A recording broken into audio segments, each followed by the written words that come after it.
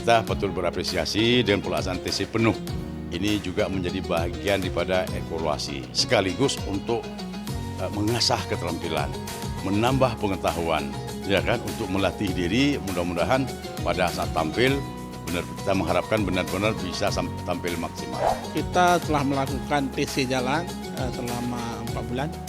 Kemudian TC penuh ini sekitar 4 malam 4 hari ya. Dan menjelang keberangkatan kita 1 minggu ke depan.